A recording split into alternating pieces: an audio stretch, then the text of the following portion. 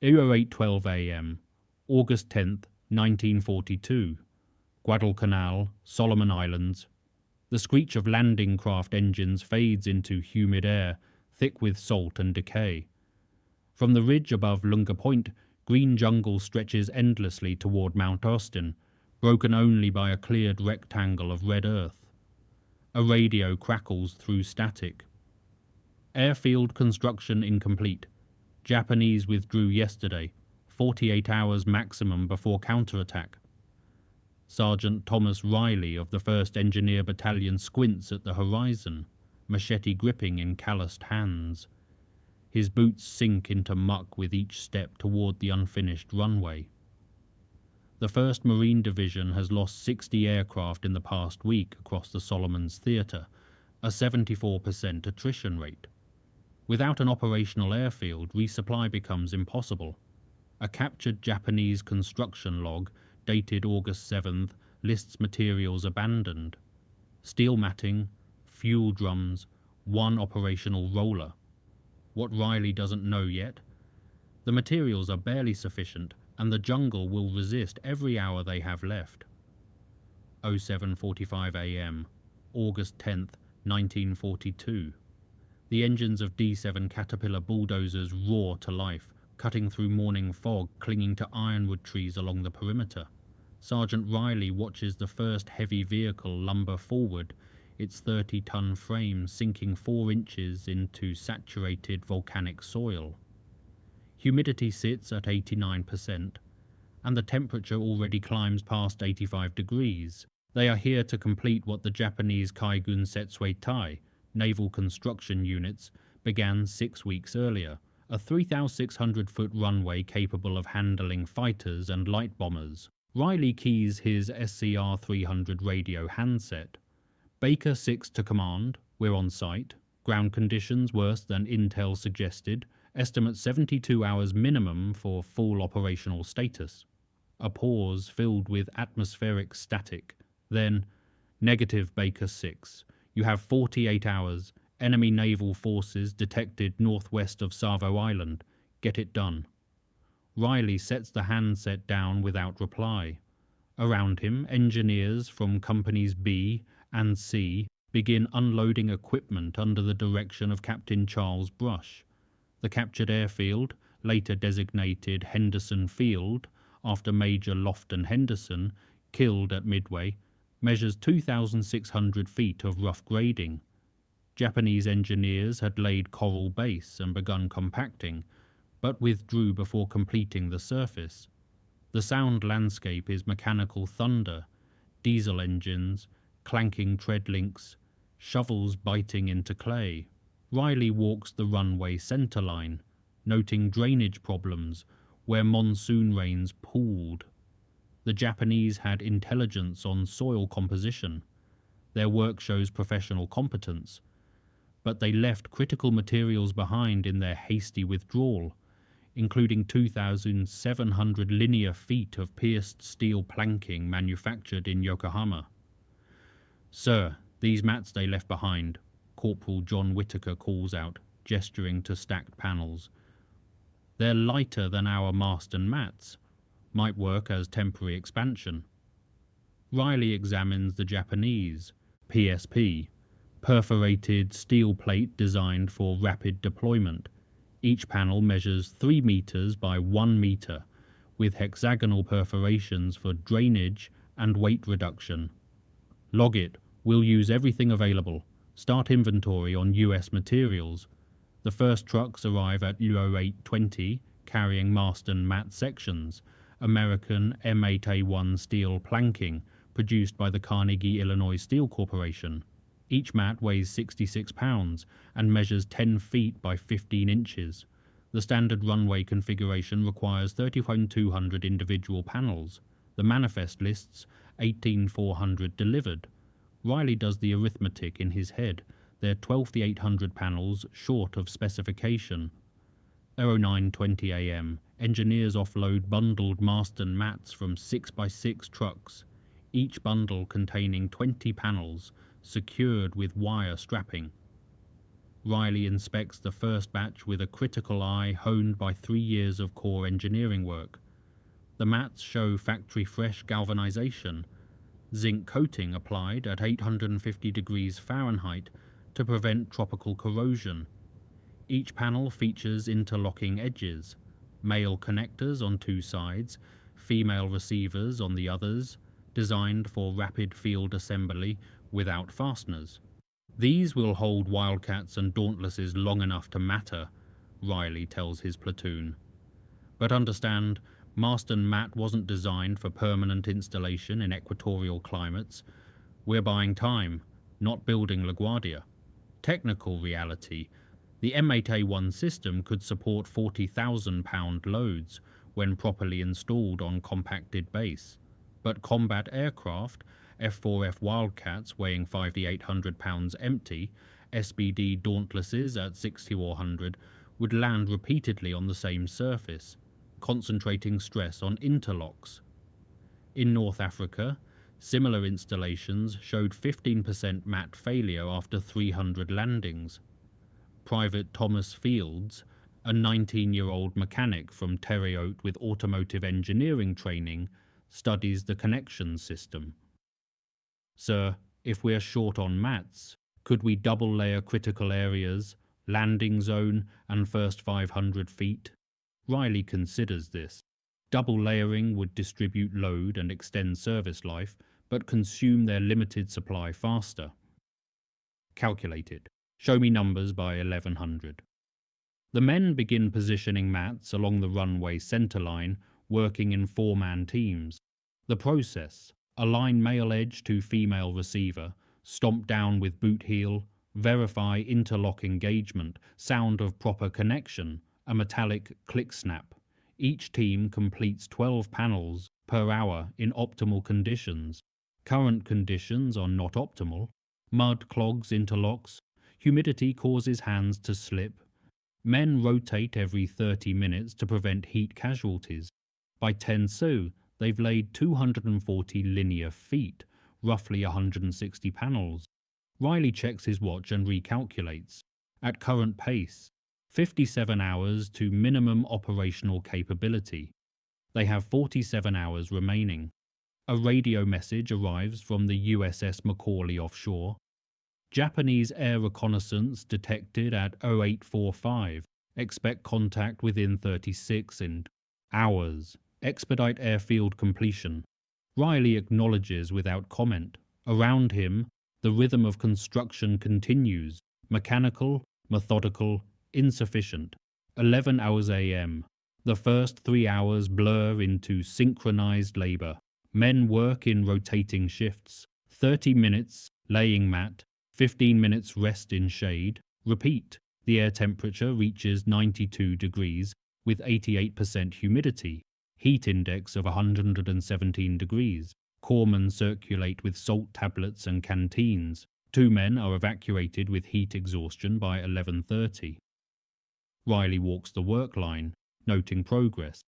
The runway now extends 420 feet from the coral base the Japanese had prepared. Engineering doctrine calls for 6-inch crown, raised centerline for drainage. But time constraints force them to accept existing grade. Water will pool, aircraft will hydroplane. Acceptable risk. How's equipment holding? Riley asks Whitaker, who's monitoring the bulldozer operation. 2 D7s running hot, coolant's cooking off faster than we can refill. Fuel consumption's 30% over estimate. Soft ground makes them work harder. Whitaker wipes his face with an already soaked rag. We've got 48 hours of diesel at current burn rate. After that, hand tools. Riley nods. The mathematics of logistics. Everything depends on everything else. Fuel runs the bulldozers that grade the base, that supports the mats that hold the aircraft that defend the fuel ships. A different sound cuts through the mechanical cacophony. Aircraft engines, high and distant. Every man freezes, eyes scanning sky. The engines resolve into friendly profiles. 4 F4F Wildcats from VMF 223, Flying patrol from the escort carrier USS Long Island offshore. They waggle wings in recognition and continue northwest. The moment of stillness breaks.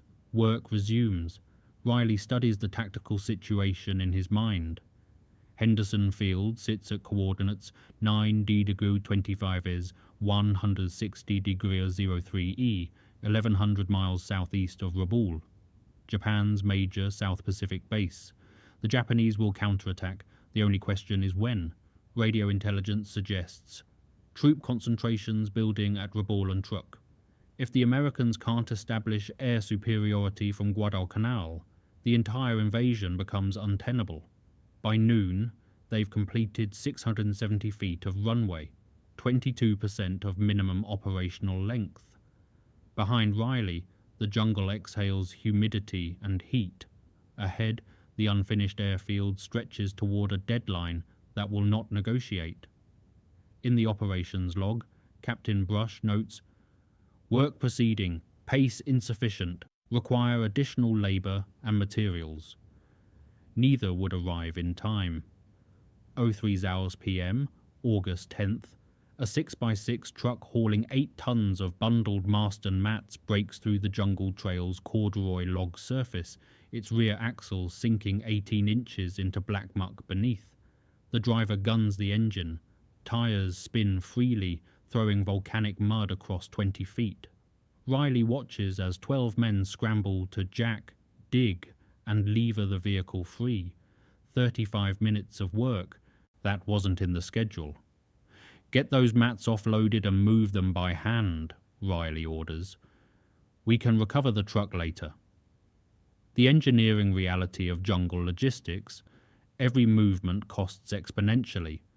The trail from the beach supply point to the airfield runs 2.1 miles through terrain that swallows equipment. Trucks average 4.7 miles per hour. Hand carrying reduces that to 1.1 miles per hour, but eliminates vehicle breakdown delays. Corporal Whitaker's team unloads the mats, stacking them in groups of 10 along the trail. Other men form a relay line, passing bundles forward. The human supply chain, inefficient, exhausting, functional. At 0340, the second truck develops transmission problems, grinding gears audible 200 yards away. The driver nurses it forward another 100 feet before the clutch fails completely. Riley makes the decision without hesitation. Strip the cargo, leave the vehicle. 2 trucks down, 4 operational. Estimated delivery capacity now reduced by 33%. The afternoon heat peaks at 94 degrees. The corpsman reports 6 more heat casualties, 2 requiring IV saline. Effective workforce drops from 142 men to 134. Riley recalculates constantly in his head, adjusting the plan in real time. They've laid 890 feet of runway by 16 out progress, but not enough. The math keeps coming up short. A radio transmission from regimental headquarters arrives at 16:15. Air transport inbound tomorrow, 1400 hours. Runway must accept C-47 landings. Confirm operational status. Riley looks at the unfinished airfield, at the exhausted men, at the material shortages. A C-47 Skytrain weighs 26,000 pounds loaded, 4 times the load of a fighter. The runway must not only exist, it must hold. He keys the radio. Baker 6 confirms, runway will be operational. It was neither a lie nor truth, simply the only acceptable answer. Or 30 p.m. The engineering problem emerges clearly as afternoon shadows lengthen. Marston Mats, when laid flat on the coral base, sit stable, but only under static load. The dynamic stress of landing aircraft generates vertical and horizontal forces that the simple interlock system wasn't designed to resist. Mats shift laterally under braking loads, interlocks disengage under repeated impact. In technical terms, the coefficient of friction between mat undersurface and coral base is insufficient for operational requirements. 3 engineers, Fields, Corporal Raymond Jacobs, and Private First Class Michael Chen study the problem at the runway threshold where initial mats show visible displacement. Fields, remembering automotive frame principles from his pre-war work at a Studebaker dealership, suggests, what if we anchor the perimeter? Create a frame that locks the interior panels in place? Jacobs examines the mat edges. How? We don't have stakes that'll penetrate coral. Use the mats themselves, Fields says, working through the concept aloud. Bend panels 90 degrees at the runway. Edges create a vertical lip. The weight of the interior panels locks against it. Chen, who'd worked construction in San Francisco before enlistment, nods slowly. Like formwork for concrete, the frame contains the pour. Here, the frame contains the mats. Riley, overhearing, approaches. Demonstrate. The three engineers select 6 damaged panels, bent corners, torn interlocks, unusable for primary runway surface. Using sledgehammers and a portable anvil, they cold form right angles into the steel, creating L brackets. They install these along a 20-foot test section, then lay interior panels against the vertical lips. The test: Jacobs drives a 2.5-ton truck across the section at 20 miles per hour, then brakes hard. The truck stops. The mats don't shift. Riley examines the installation, checking interlock integrity. The edge frame concept works, distributing braking loads across multiple panels rather than allowing progressive failure through the field. How many damaged panels do we have? Estimate 400, sir. Enough for full perimeter treatment. The decision point: use limited labor to modify damaged materials for edge forming, reducing workforce available for primary laying operations. Time cost: approximately 6 man-hours to form and install perimeter framing. Riley checks his watch. 17:05. Do it. Fields, you supervise edge teams. Jacobs, maintain laying pace on the main line. Adaptation under constraint, the essential skill of engineering in combat. 05:30 p.m. The jungle darkens as afternoon slides toward evening. Riley, operating on 3 hours of sleep from the previous night aboard ship, stands at the runway midpoint holding a crumpled operations map. Coordinates, unit positions, and supply routes marked in grease pencil blur in his vision. He blinks hard, focusing.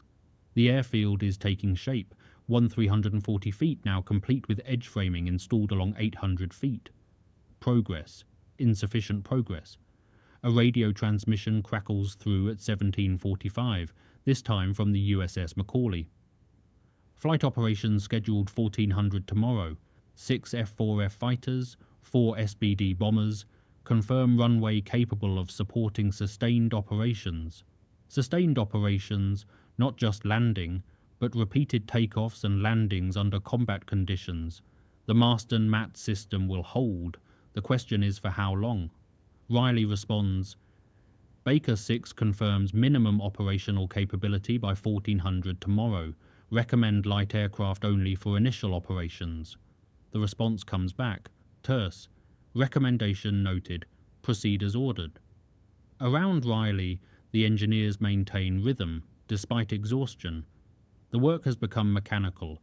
Position panel, stomp, interlock, verify engagement, advance. Men move like machinery, each motion efficient because inefficiency costs minutes they cannot afford. Private First Class. Martin Torres, a former roughneck from the Texas oil fields, works without speaking, his hands bleeding through makeshift gloves, fashioned from canvas scraps. His panel laying count reaches 187 for the day, highest in the battalion. When Riley passes, Torres doesn't look up, simply maintains pace. This is not heroism in the conventional sense, no dramatic gestures, no stirring speeches. It is something more fundamental. Men continuing work when continuation seems impossible, motivated by nothing more complex than the knowledge that others depend on their success. The sound of the work shifts as evening approaches. Diesel engines rumble steadily. Metal strikes metal with rhythmic precision. Radio chatter becomes sparse, only essential transmissions. Even the jungle seems too quiet, as though observing.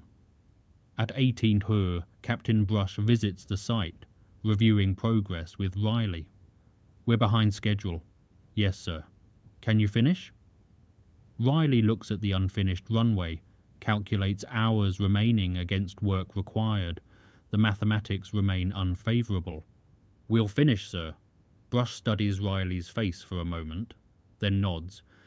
"Carry on, Sergeant." The numbers said failure. The men would determine otherwise. 07:00 p.m. As darkness settles over Guadalcanal, the portside D7 bulldozer emits a grinding sound from its final drive, then shudders to silence. Whitaker immediately diagnoses the failure: planetary gear assembly, fractured under sustained load. Repair time with proper parts and tools, 6 hours. Repair time in jungle darkness with improvised equipment, unknown. Riley authorizes the attempt. Whitaker and 3 mechanics work by flashlight, disassembling the final drive housing bolt by bolt. The smell of gear oil mixes with jungle rot and human sweat.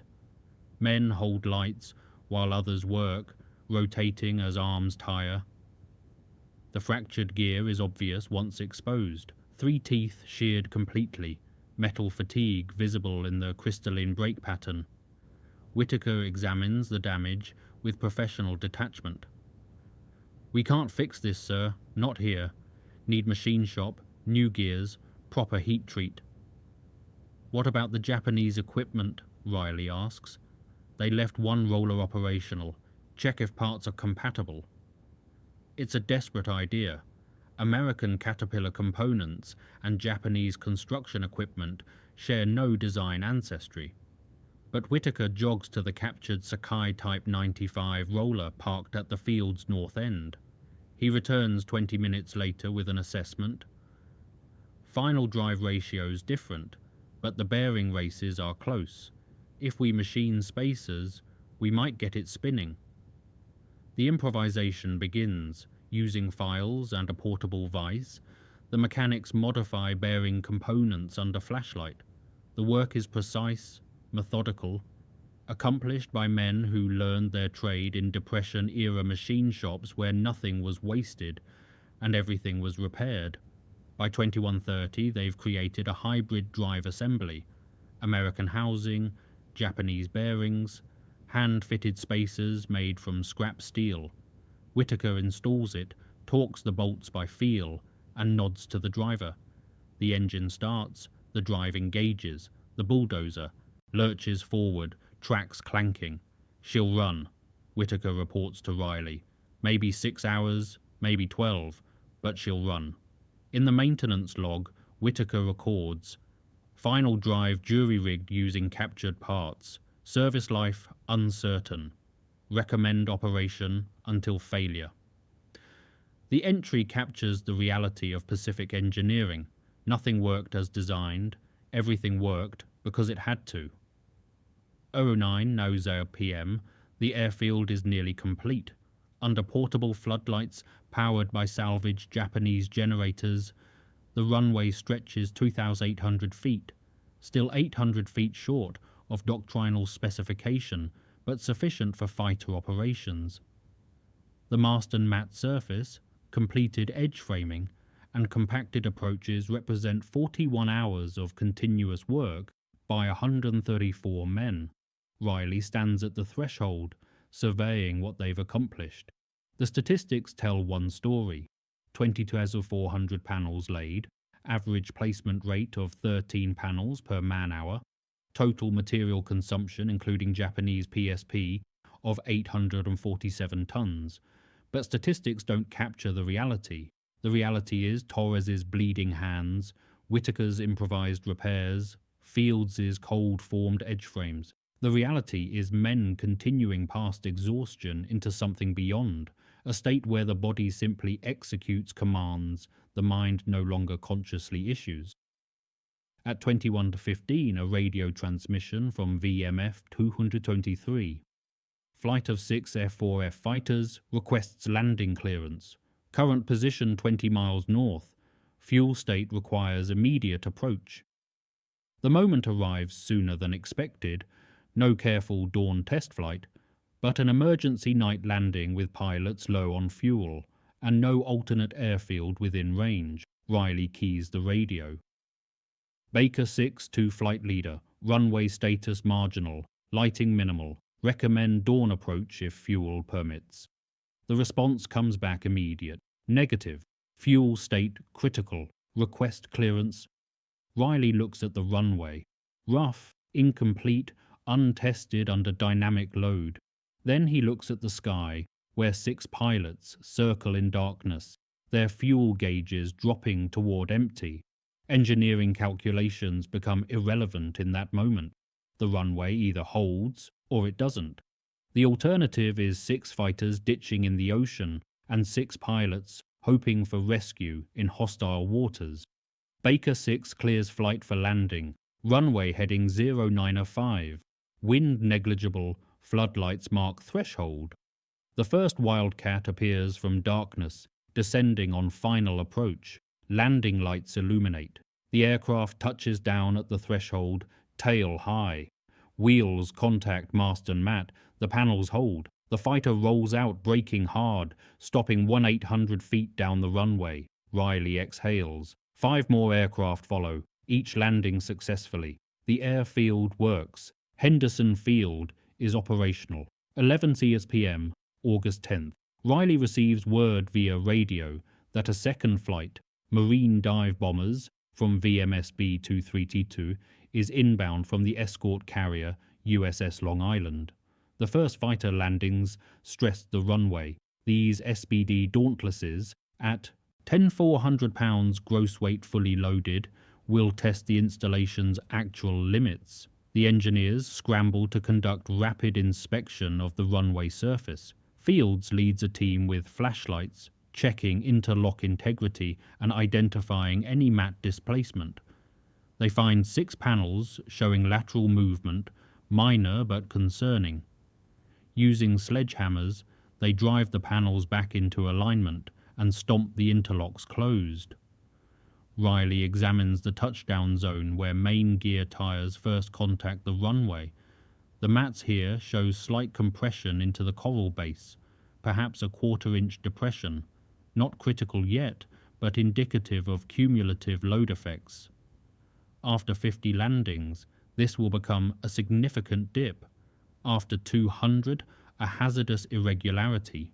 But right now, they need to support 1 more landing. Get it done, Riley orders, his voice showing strain for the first time. The weight of command, accepting responsibility for lives dependent on technical decisions made under impossible constraints, settles visibly on him. The team completes inspection at 23:20. Riley keys the radio. Baker 6 to inbound flight. Runway clear for approach. Advise heavy braking not recommended. Surface irregular. The lead SBD pilot acknowledges, "Understood. We'll take what you've got." The first Dauntless appears from darkness at 23:35, descending steeply. It crosses the threshold, touches down firmly, and rolls. The Marston Mats flex visibly under the bomber's weight. Not failure, but discernible movement. The aircraft continues down the runway, braking gently, stopping with 600 feet remaining. Success. Margin, thin but sufficient. 3 more SBDs follow, each landing without incident. The runway holds. By midnight, Henderson Field has accepted 10 aircraft, 6 fighters, 4 bombers. The impossibility has become operational reality. Riley walks the runway one final time, his flashlight beam revealing the war's first marks on the airfield. Tire scuff marks on the steel, hydraulic fluid spots, displaced coral at the edges. The field is no longer pristine construction. It's a functioning military installation with all the wear that implies. Mission accomplished. Cost 42 hours, 134 men, every available resource. 11:30 p.m. The 10th aircraft, an SBD flown by Captain Richard Mangrum, commanding officer of VMSB 232, touches down at the far end of the runway's capable length. Mangrum had intentionally landed last, accepting maximum risk to ensure his squadron reached safety. The Dauntless rolls smoothly across the Marston Mat surface, decelerating normally, turning off onto the taxiway the engineers marked with fuel drums and flashlights. Riley watches the aircraft park, engines sputtering to silence. The propeller windmills briefly, then stops. Mangrum climbs from the cockpit, pausing on the wing to survey the airfield that didn't exist 43 hours earlier. The moment contains no dramatic celebration, just quiet acknowledgement between men who understand what was accomplished. Mangrum walks to where Riley stands at the runway edge. The two men shake hands briefly. "Hell of a runway, Sergeant." "It'll hold, sir, for a while." Mangrum nods. He's a dive bomber pilot. He understands calculated risk. "That's all we need. A while." The engineering truth.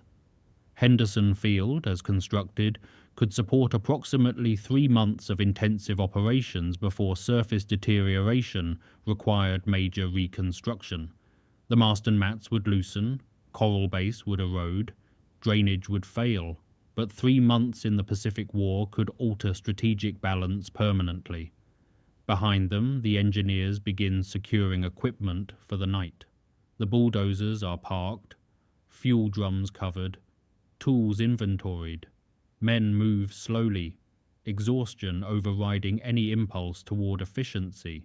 Several simply sit where they worked, too tired to walk to bivouac areas. Riley conducts final inspection, walking the entire runway length one more time. Under starlight, the steel matting reflects dully, a geometric pattern imposed on jungle chaos. The surface is imperfect, ripples where base wasn't perfectly level, slight gaps where interlocks didn't fully engage, patches where Japanese and American materials meet in improvised compatibility. But imperfection, when functional, becomes excellence under combat conditions. The airfield need not be perfect, it need only work. At Lu 015, Riley files his after-action report via radio. Henderson Field operational, runway 2,800 feet, Marston Mat surface, 10 aircraft recovered successfully, capability confirmed for fighter and light bomber operations. The report reduces 43 hours to 3 sentences. The numbers don't capture what happened, but numbers rarely do. Riley allows himself a moment of satisfaction, brief and private, before turning to the next problem. 12 a.m., August 11th, 1942. The engineers stand in small groups near the airfield perimeter, speaking little, exhausted beyond conversation. Portable floodlights cast harsh shadows across the scene. The parked aircraft, 6 Wildcats and 4 Dauntlesses, represent capability where none existed 2 days prior. Riley conducts muster, confirming all personnel accounted for. Final casualty count, 8 heat exhaustion cases requiring medical attention, none serious. 17 men with minor injuries, cuts, contusions, heat rash. No fatalities, no critical injuries. The human cost was measured in exhaustion, dehydration, and hands worn raw through improvised gloves. Fields had lost 8 pounds in 43 hours, water weight, and calories burned through labor. Torres's hands required bandaging. He'd worked the last 6 hours with bleeding palms. Whitaker had slept 11 minutes total, catnapping while machinery cooled between operations. These were the statistics that didn't appear in official reports, the metrics no headquarters could track or quantify. Captain Brush arrives at 0030 to review the completed installation. He walks the runway with Riley, examining the construction with a professional eye. At the far end he stops, looking back at the 2,800-foot length of steel matting stretching toward distant floodlights.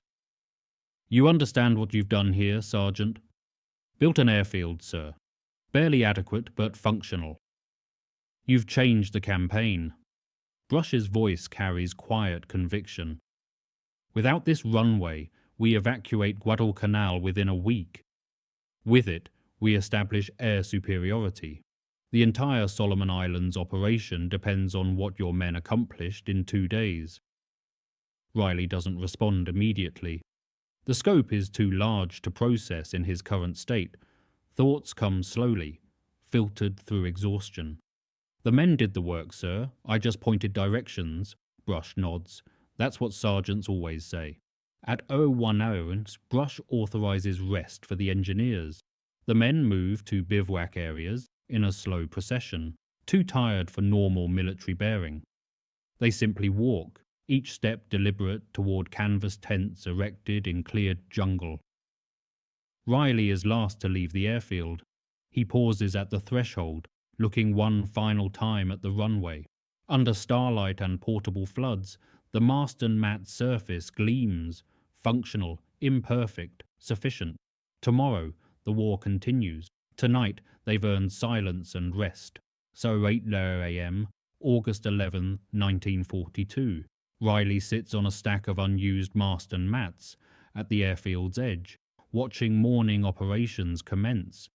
2 Wildcats idle on the taxiway, preparing for patrol.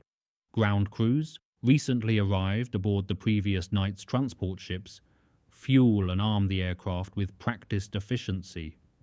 Henderson Field has transitioned from construction site to operational base in less than 9 hours. The jungle around him settles into morning heat. Steam rises from puddles where overnight rain pooled. The smell of aviation fuel, hot metal, and humid earth creates the particular scent of Pacific air bases, a mixture Riley will remember decades later when he can no longer recall the date or specific details. He thinks about the men who worked beside him: Torres, Fields, Whitaker, Chen, Jacobs. Men whose names would never appear in history books, whose contributions would be summarized in after-action reports as exemplary performance of assigned duties. The inadequacy of official language to capture human effort. The runway itself shows wear already. Tire marks scar the mat surface. Hydraulic drips stain the steel. At the threshold, slight depressions indicate where landing gear repeatedly impacted. These are signs of use, proof of function. A C-47 transport appears on final approach at 08:35. The flight scheduled for 14 quote, but arriving early due to favorable winds. Riley watches it descend, noting the pilot's cautious approach. The transport's 31,000-pound gross weight exceeds design calculations for the installation, but combat conditions regularly exceed design parameters. The C-47 touches down gently, pilot feathering the controls with evident skill, main gear contact Marston Mat. The panels hold without visible flex. The aircraft rolls out normally, exiting the runway at mid-field. Riley permits himself a slight nod. The runway exceeds his pessimistic expectations. It might last 6 months instead of 3. Around him, Henderson Field assumes the character it will maintain for the next 2 years. Improvised, functional, perpetually under repair, and absolutely essential. The airfield will support 5,900 sorties by November, suffer through 3 major Japanese counterattacks, and enable American dominance of the Solomons airspace. But today it is simply an operational runway that didn't exist 48 hours ago. 12 Chilos p.m., August 11th, 1942. The US military files operational status reports confirming Henderson Field's completion. Official time, 47 hours from initial construction to first aircraft recovery. The 1st Engineer Battalion's work enters the historical record as a footnote to the Guadalcanal campaign, a logistical success that enabled subsequent tactical victories. Riley's team begins preparations for departure. Their mission is complete. New engineer units will assume responsibility for airfield maintenance and expansion. The men pack equipment with the same methodical precision they applied to construction, though moving considerably slower than 48 hours prior. Fields approaches Riley at 12:30, saluting formally. "Sir, the edge frame concept worked. Maintenance reports no mat failures despite heavy use. Good work, Private. Your idea saved us?" Fields hesitates, then asks, "Do you think we'll get recognition for this, sir? What we did here?" Riley considers the question honestly. "We'll get a line in the after-action report, maybe a unit commendation. The Corps will remember the airfield existed. They won't remember how it got built." He pauses. "But the pilots who landed here last night, they'll remember. That's worth more than medals." Fields nods, accepting this answer, and returns to his packing. At 13:00, Captain Brush assembles the engineer companies for departure briefing. He stands before 134 exhausted men and delivers information without ceremony. "You built Henderson Field in 47 hours under combat conditions with insufficient materials and improvised engineering. This accomplishment will not be duplicated elsewhere in this war. You should be proud." The men listen silently. Too tired for reaction, Brush continues. "We ship out at 1500. Next assignment, airfield construction on Tulagi Island, timeline 36 hours. This generates quiet groans. The war doesn't pause for recovery, but the men accept it because acceptance is the only option. Riley watches his platoon, noting faces he's memorized over 2 days of intense, shared purpose. These are men he'll serve with for another year before rotation stateside. Some will survive, some won't. Today, they're together, and successful. At 14:45, the engineers board landing craft for transport to ships offshore. Riley is last aboard, turning once to look at Henderson Field, the runway that shouldn't exist, but does. Henderson Field operated continuously from August 11th, 1942, until the end of the Pacific War. The original Marston Mat surface lasted 11 weeks before requiring replacement, 6 weeks longer than Riley's pessimistic estimate. The airfield hosted 12 fighter squadrons, 7 bomber groups, and facilitated the recovery of 187 damaged aircraft that would have been lost without its existence. Total sorties launched 23,127. The 1st Engineer Battalion received a Presidential Unit Citation for operations on Guadalcanal, though individual decorations for the Henderson Field construction went unawarded. Sergeant Thomas Riley was promoted to First Sergeant in October 1942 and served until 1945, surviving the war and returning to civilian engineering work in Ohio. Private Thomas Fields received a battlefield commission in 1943 and commanded a combat engineer platoon through the Gilbert and Marshall Islands campaigns. Corporal John Whitaker was killed during the Battle of Tarawa in November 1943, maintaining vehicle operations under fire. In the National Archives, file 127 GR 98A21033 contains the official report. Airfield construction completed August 11th, 1942. Runway 2,800 feet, Marston Mat surface, operational for fighter and light bomber aircraft. Construction time, 47 hours. The report reduces an impossible accomplishment to 3 sentences: numbers, dates, dimensions, the framework of history, what it cannot capture, Torres's bleeding hands, the hybrid bearing assembly, Fields' edge frame innovation, the sound of men working past exhaustion because others depended on their success. Henderson Field exists now as a historical footnote, remembered primarily by military historians and Pacific War scholars. The runway itself was abandoned in 1946, the Marston Mats salvaged for reconstruction projects elsewhere. The jungle reclaimed the cleared space within 5 years. Today, Honiara International Airport operates adjacent to the original site, its modern runway aligned approximately with Riley's 1942 construction. In an oral history interview conducted in 1987, Riley, then 73 years old, was asked what he remembered most clearly about Henderson Field. He responded, "The sound, steel on steel, engines running, men working, and the silence afterward. When we finally stopped, the interviewer pressed for elaboration. Riley declined, saying simply, 'You had to be there.' The file closed without further comment. The numbers had already rewritten the war.